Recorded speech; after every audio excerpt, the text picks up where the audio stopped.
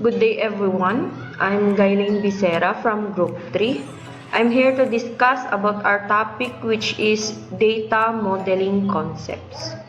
So data modeling is the process of documenting a complex software system designed as an easily understood diagram, using text and symbols to represent the way data needs to flow.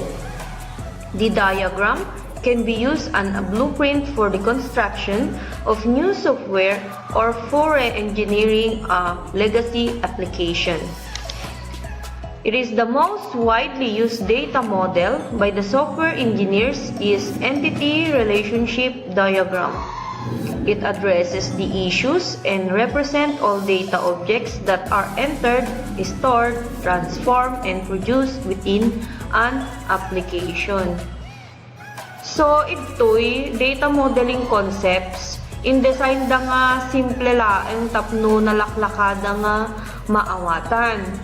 Nagusar da iti text, symbol, tapno mai-represent da di data nga na siya at kan mas klaro isuna.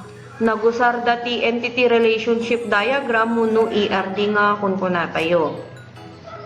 Then next, a data objects is a representation of composite information that must be understood by the software.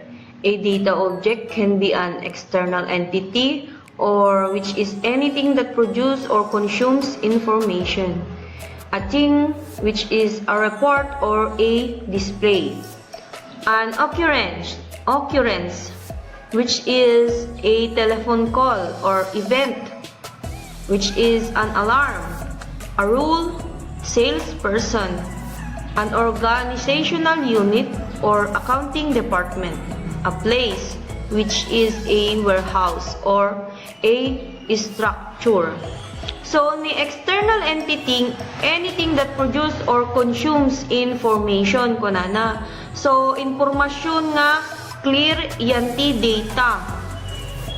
So, ditoy data objects, we have, for example, a person or a car can be viewed as a data object in the sense that either can be defined in terms of a set of attributes. The description of the data object incorporates the data object and all of its attributes. And a data object encapsulates data only if there is no reference within a data object to operations that act on the data. Therefore, the data object can be represented as table as shown in the following table. The heading in the table reflect attributes of the object. So, next is we have the tabular representation of the data objects. So, we have the naming attributes, which is in the label of make, model, and ID number. So, ni ID number isuna ni identifier. Iso ti maka-identify no inya dayjay nga lugan kasi kumata at dati ID number na. Then we have the body type and the color, which is the descriptive attributes. Then we have the ties one data object to another, in this case owner. Iso na ni owner, or which is the referential attributes. Now, in the make, we have the Lexus, Chevy, BMW, Ford. Adupay ti kuana data ti kasla brand na kuma. No make ko na nakasla panakanagan di lugan. So, adu dita ni adda ni Toyota, ni Suzuki, ni Mercedes-Benz, ni Ferrari, adda ti Jeep. So, ni model ni Lexus is LS400. Ni Chevy, Corvette, kuna namot, or Corvette. Then BMW 750 IL. Then fourth is the Taurus. ID number ko na naman which is located mismo yung tilugan no kumagimatang ka kumatilugan ada ti ID number na di jay makitam di unog na or yung ti panakamakina na kasjay. Then the descriptive attributes which is the body type no inya kasano tikita na DJ nga lugan nga ginatang mo ni Lexus tikita na kumatkat sedan ni Chevy iso ti sports car kung nada kumano ni BMW mot ni Cube. Then Ford is sedan also. Then adamot dagiti body type nga daduma nga makuna nga limousine, hybrid car, kung na micro, luxury car, kung na DJI SUV, then sports car, kung na. Then the color cut, amo tayo mutan, di ba? The color, dati red, white, blue, black, kasjay, dati gray, more on yellow, adumatan ate kulay yun nga rimrimor tatan so nga itama determine mo mutan di coloran. Then the owner no sino ti akin kukwa ti akin kaslakin brand DJ Lexus kat ni RSP ni CCD ni suna ni Chevy, BMW, LJL, Ford is BLF. So, kasla kumamat kanya tayo dito, Pilipinas, motor kuma, no, asin no tikin bagi kuma, kasla kumpanya kuma, kasla kasjay kuma, dati Motor Trade, Don Philip, Motor Star, Rosie, nagijay, kasla company na kumaman, kasjay. So, this is the figure for tabular representation of the data objects. So, we have next. The data attributes. Data attributes define the properties of a data object and take on one of the three different characteristics rather. Then they can be used to number 1, name an instance of the data object. Inagananda DJ datam no inyati panakanagan na. Then, describe the instance. I-describe mo no kasano isuna. Ibagam no asla kuma, i-describe mo no inya no napintas, no alas, no simple laeng, no inya tikulay na or whatever so on. Then, number 3, make reference to another instance in another table. So, agaramat ka ti reference mo. Kasla dawat ka ti another information nga mabalin mo nga idagdag iti datam tapno ti kastano at dapay ti kayat mo nga iklaro no maidagdag nga details the better. Then we have the relationships. Data objects are connected to one another in different ways. Consider the two data objects which is a person and a car. These objects can be represented using the following simple notation and relationship are a person owns a car and the second, a person is insured to drive a car. So, this is now the basic connection between the data object. So, ni person kan ni car, iso lang ti basic connection da. Si ka nga tao kun DJ lugan. Other that there is no another connection. No haan lang nga DJ laeng. So, we have the relationship between data objects. So, ni person owns o to insure to drive the car. Asla kuma, si ka nga person, bagin jilugan, so insured ka nga mag-drive DJ lugan. Kasla kuma, bagim garod DJ lugan, iso nga si Kati dapat nga ag-drive. Ma-drive mo isuna kasi nga ginatang mo jilugan. You own it. So you have the relationship between the data object. So, this is the figure and this is my part of the discussion for the data modeling concepts. And let's proceed to the another part of it Let's listen to my group mates. Thank you. Class-based modeling. Class-based modeling represents the object that the system will manipulate the operation that will be applied to the object to effect the manipulation, relationship between the object and the collaboration that occur between the classes that are defined. The elements of a class-based modeling include classes and object attributes, operation, class responsibility, collaborator. Models, collaboration diagram and packages. Isu natin mainopalaken mang operation may apply yan ti object. Identify analysis classes. We can begin to identify classes by examining the scenarios developed as part of requirements model and performing a grammatical process on the use cases developed for the system to be built. At kaslaso natin may examine iti mausar team scenario may develop parte ti requirements ti model. Analysis classes manifest themselves in one of the following ways. External entities that produce or consume information to be used by a computer-based system. Kaslaso nati may produce or may consume ti information mausar iti computer-based system. Things that are part of the information domain for the problem. Kaslaso nati parte ti informasyon nga may kwati another sila kuma letters, signals kasla kasde nga problema na.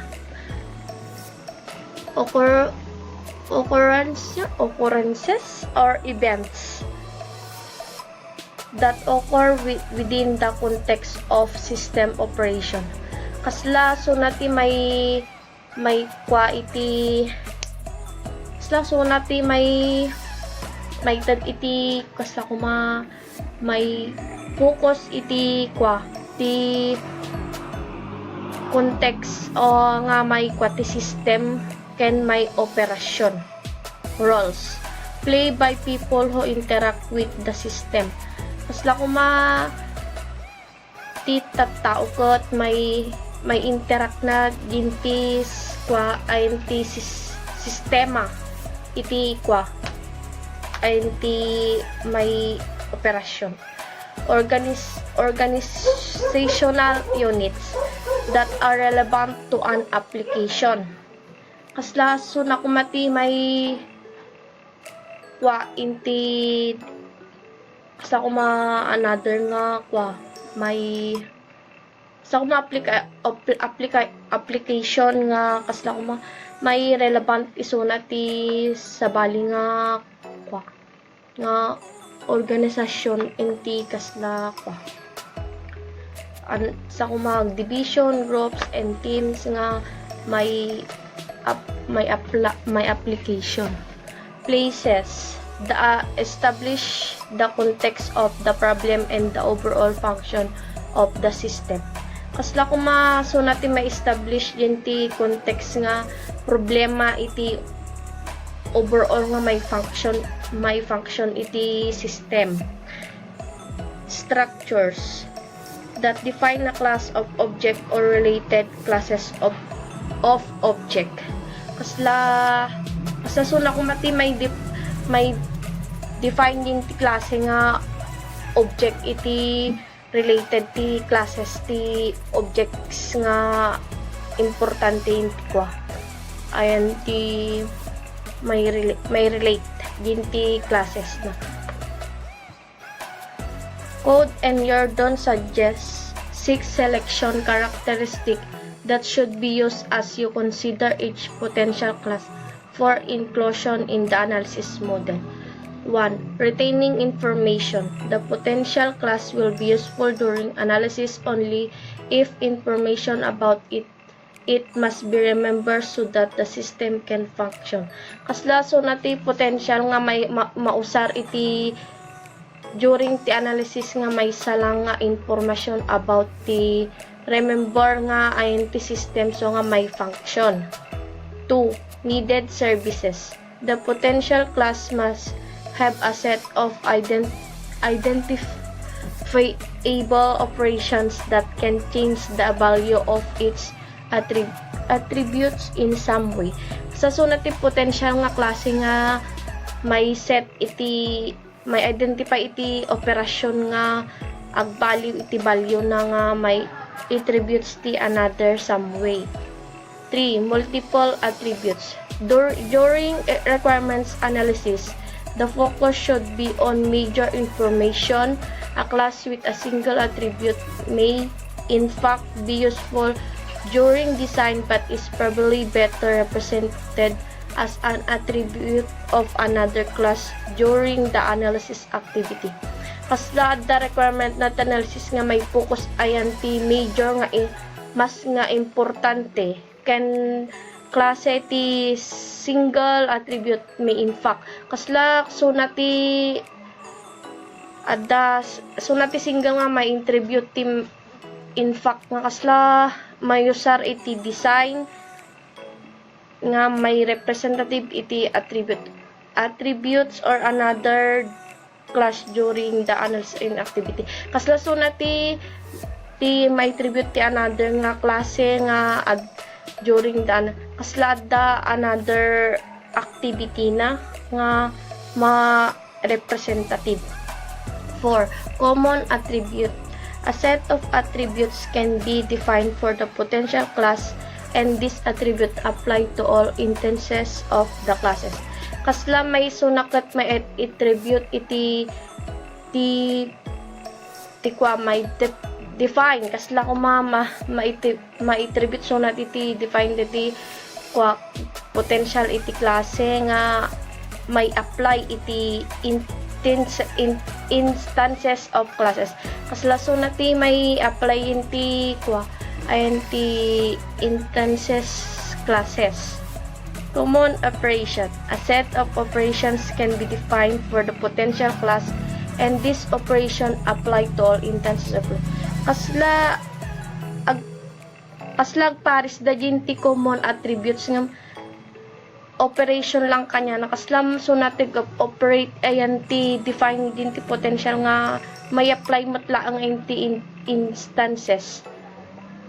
6. Essential requirements. External entities that appear in the problem space and produce or consume information essential to the operation of any solution for the system will almost always be defined as classes in the requirements model. Kasla sunati may appear din ti problema nga space as in-produce or in-consume na iti informasyon kan operasyon iti may sa solution ti sistema kan may define iti classes nga other requirements na model. Thank you. Siak dayam ni Curly May Bitolia. Specifying attributes. Attributes describe a class that has been selected for inclusion in the requirements model. In essence, it is the attributes that define the class that clarify what is meant by the class in the context of the problem space. To develop a meaningful set of attributes for an analysis class, you should study its use case and select those things that reasonable belong to the class. Specifying attributes means specifications that defines a property of an object, element, or file. Definition operation ay defining operations. Operations define the behavior of an object. Although many different types of operations exist, they can generally be divided into 4 broad categories. 1. Operations that manipulate data in some way. 2. operations that perform a computation. 3. Operations that inquire about the state of an object. And 4. Operations that monitor an object for the occurrence of a controlling event. Meaning na gud may isang step or measure nga mausar tapno malpastimize ang activity when naramid ti computer. Class responsibility collaborator modeling provides a simple means for identifying and organizing the classes that are relevant to system or product requirements. Meaning na gud palang organize dagiti klase when elements nga da iti system. A CRC model is really a collection of standard index cards that represent classes. The cards are divided into 3 sections. Along the top of the card, you write the name of the class. In the body of the card, you list the class responsibilities on the left and the collaborators on the right. Meaning na gud by sa nga way di pa nagamugen palang organize dagiti klase nga dawon no makita iti system. The CRC model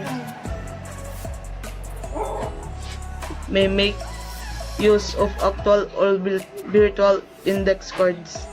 The intent is to develop an organized representation of classes.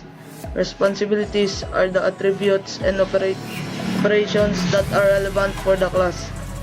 Responsibility is anything the class knows or does. Collaborators are those classes that are required to provide a class with the information needed to complete a responsibility. In general, a collaboration implies either a request for information or a request for some action. A simple CRC index card is illustrated in following picture. CRC model is mobilin nyo sa actual or virtual cards. The purpose na tapno mo ornos ti presentation ti klase. Tapos ti responsibilities dagitoy attributes can operations nga may natap ti class and collaborations ket dagitoy classes o masapol ti information tapno kompleto. I'm Glendon Becerra, BSID3. So the topic that I'm going to discuss in our report is classes and responsibilities. So I'm going to discuss first the classes. Classes. The taxonomy of class types can be extended by considering the following categories.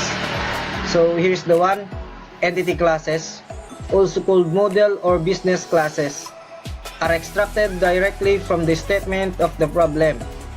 These classes typically represent things that are to be stored in a database and persist throughout the duration of the application. So entity class is a collection of entities sharing the same attributes. Every item in the collection can only be part of the collection if it complies with the definition of the entity class. So the example of entity class are computers department and company. All computers in the company share attributes, and all departments share attributes, and all companies share attributes. So here's the second one: boundary classes are used to create the interface that the user sees and interacts with as the software is used. Boundary classes are designed with the responsibility of managing the way entity objects are represented to users. So boundary classes used to model interaction between the system and its actor. In the example of boundary class, the use withdraw money can be realized by the classes such as withdrawal account, dispenser, and the last one is control classes, manage a unit of work from start to finish. That is, control classes can be designed to manage like the creation or update of entity objects, the instantiation of boundary objects as they obtained information from entity objects, and complex communication between sets of objects. And last is validation of data communicated between objects or between the user and the application. In general, control classes are not considered until the design activity has begun. So, control classes, a control basically controls the flow of the data. It controls the data flow into model object and updates the view whenever data changes.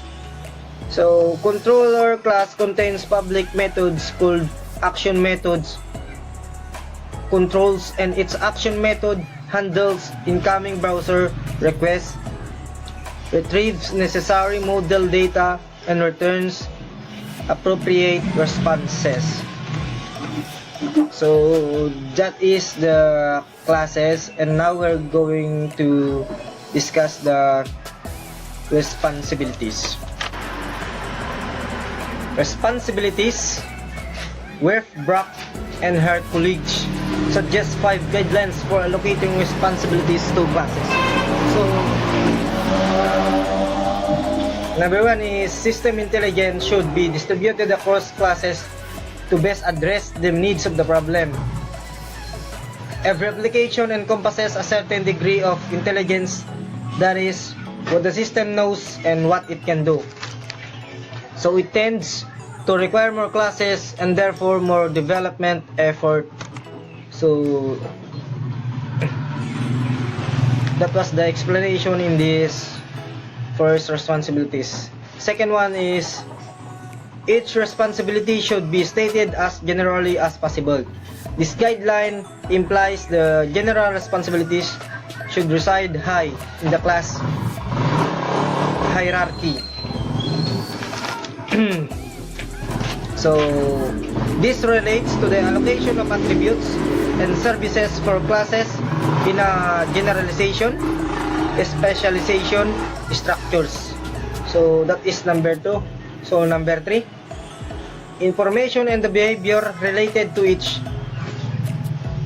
should reside within the same class.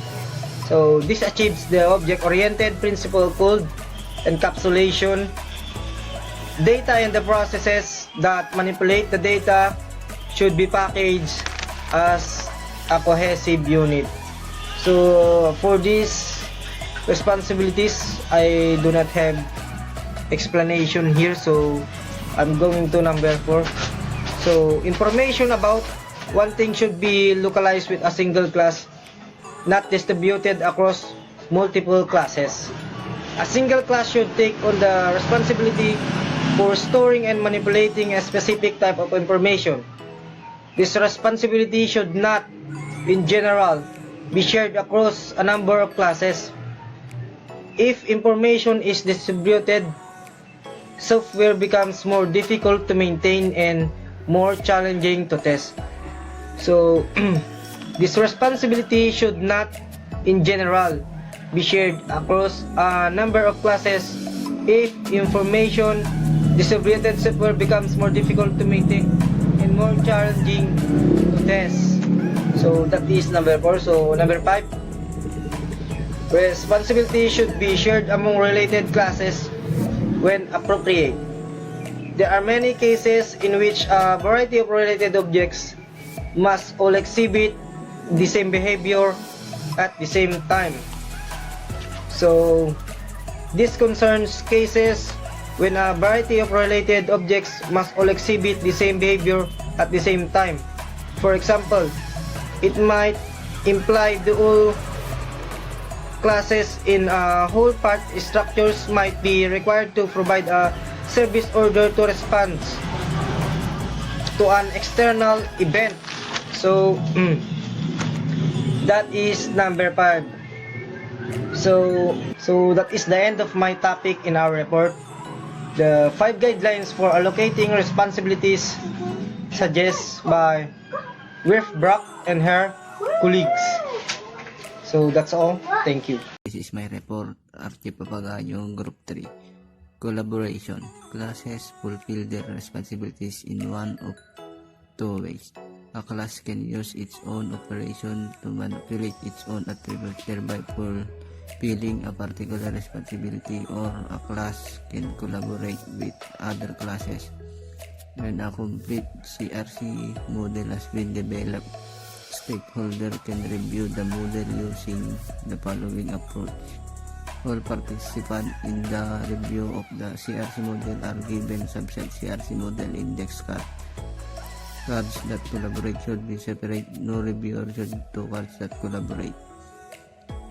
All use case scenarios and corresponding use diagrams should be organized into categories. The review leader reads can of you deliberate. As the review leader comes to a name object, she passes a token to the person holding corresponding classes index card. 4. When the token is passed, the holder of the card is described the responsibility noted to the card. The group determines whether one or more of the responsibility satisfies the use case requirement.